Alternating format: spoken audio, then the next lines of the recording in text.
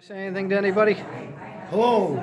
Hello. All right. If you're now a slave where you're on a treadmill and you're just running as hard as you can, Ben, you're running as hard as you can just so you don't fall off the back into the tank with the sharks, right? Right.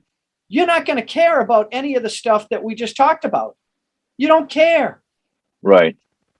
Right. You're just Unless trying you're to one of the survive. poor bastards getting killed. Right. Because in reality, how did after, other than the 2,500 guys who died over there and their families, who did it affect? Nobody's The felt poor the and pain yet. disenfranchised.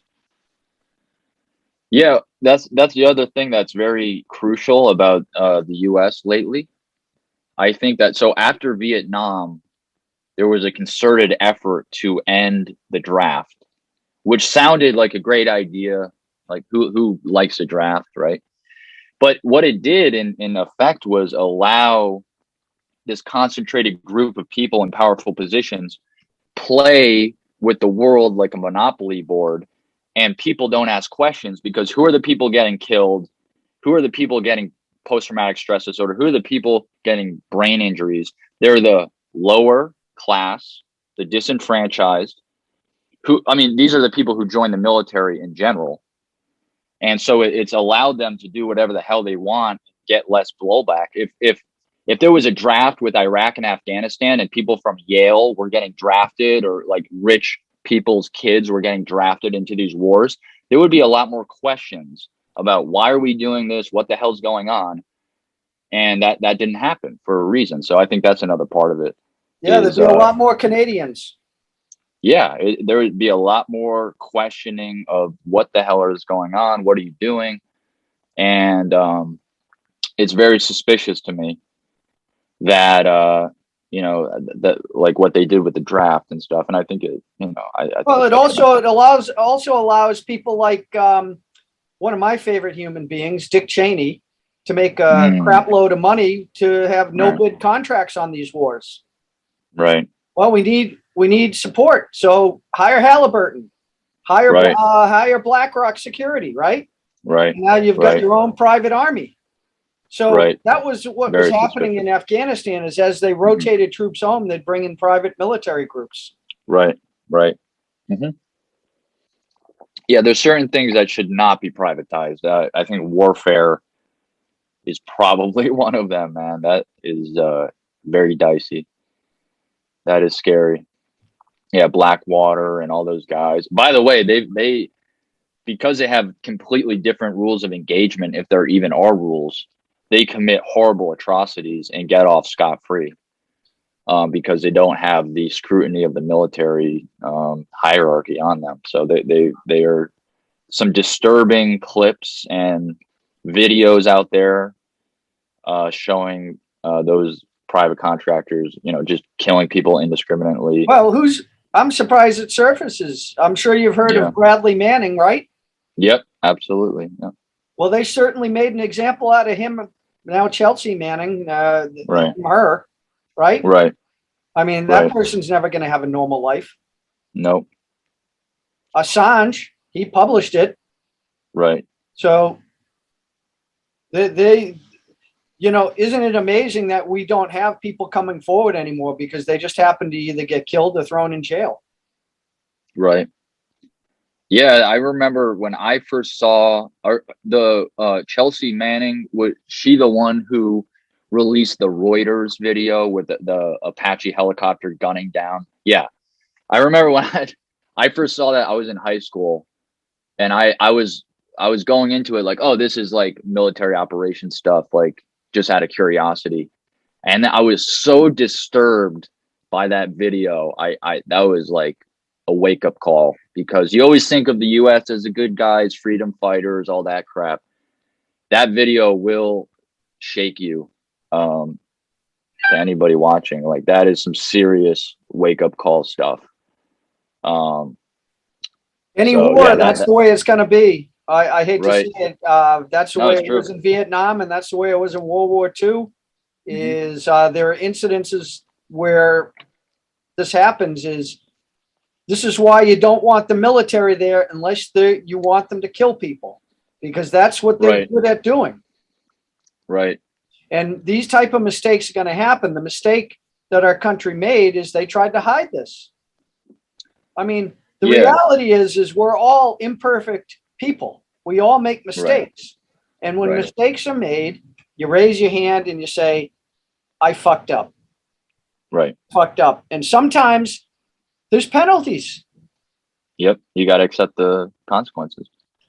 But at the very least, if this is why, I laugh when people say, yeah, well, the United States is a country with rule of law. Really? Come on, guys. No. Come on. No, the more you learn, it's weird because if you're a citizen of the US, you have such a different opinion about everything the US has done and is doing than if you're a foreign person. There's a famous pollster company. Yeah. And they did a poll around the world that said who's the number one threat to like world Number peace. one terrorist. Yeah, something like that. The vast majority of people said the United States, and then like a couple countries said Iran, I believe.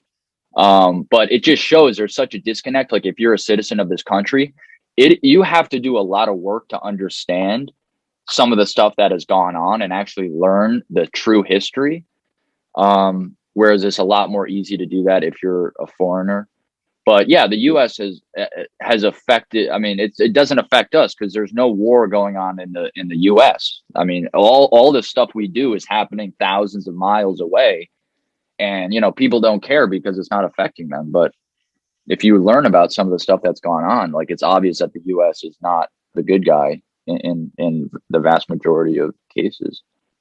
Yeah, I mean, a mass murderer probably thinks they're a great guy. Right.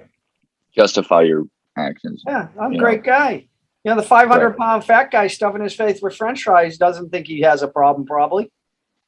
Right. And if he does, I gained a couple of pounds. I'll take care of it next week. Our country's great at avoiding what needs to be done.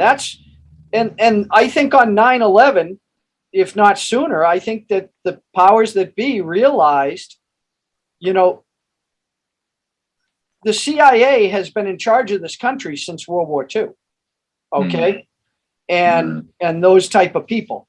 And those people, Operation Paperclip. Are you familiar with Paperclip? No, maybe I am, but I don't. Okay, well, that's where after World War II, we basically took all the Germans, the Nazis, and we basically incorporated them into our scientific and military industrial complex. Okay, because they were so much farther advanced. So what happens is, well, I mean, it's just like you're trying to get the edge, no matter what. There's no moral compass. There's no ideals that are guiding these people. It's just about getting the edge. Yeah. Well, what I was going to say with that is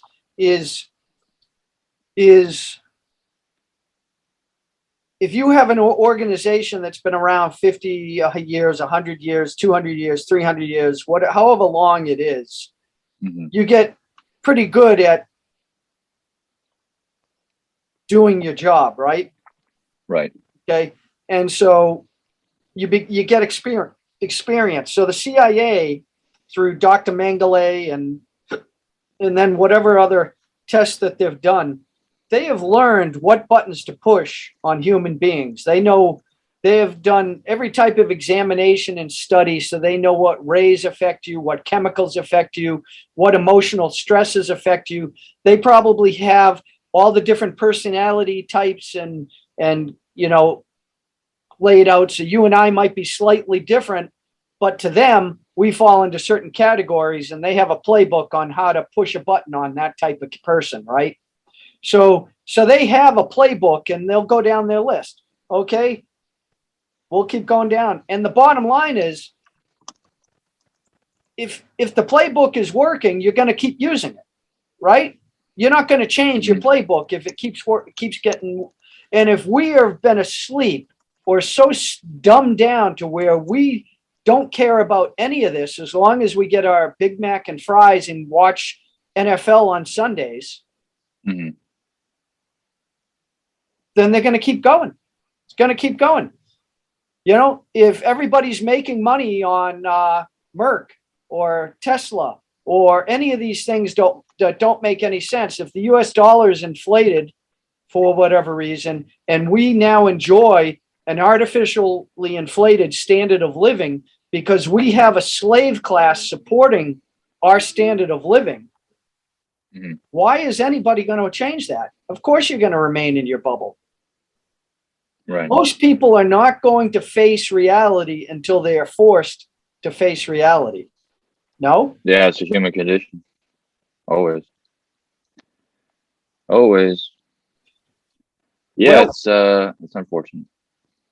Yeah, it's human nature. I mean, it takes a lot of strength and a lot of courage, and not many people have it, to say, I'm going to do this because it's the right thing to do. Right. Yeah, it means I'm not going to make as much money. Yeah, it means I'm going to have to actually spend $20 on a toaster instead of 39 cents or $5. Yeah, I don't know. It's right. I mean, the people in the US complain about $4 a gallon for gas. Some countries are spending probably the equivalent of $8 or $10 a gallon. Live long and prosper.